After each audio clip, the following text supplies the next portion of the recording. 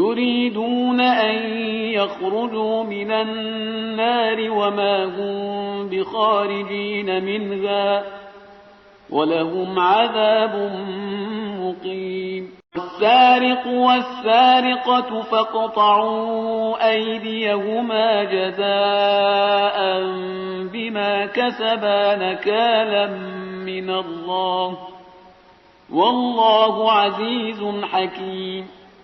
فمن تاب من بعد ظلمه وأصلح فإن الله يتوب عليه إن الله غفور رحيم. ألم تعلم أن الله له ملك السماوات والأرض يعذب من يشاء ويغفر لمن يشاء والله على كل شيء قدير. يا أيها الرسول لا يحزنك الذين يسارعون في الكفر من الذين قالوا آمنا بأفواههم ولم تؤمن قلوبهم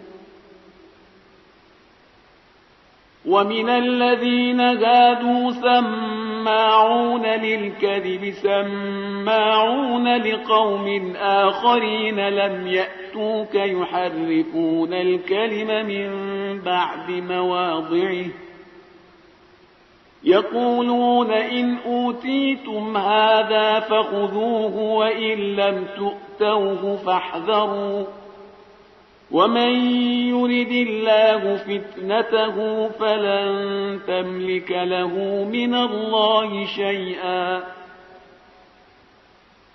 أولئك الذين لم يرد الله أن يطهر قلوبهم لهم في الدنيا خزي ولهم في الآخرة عذاب عظيم.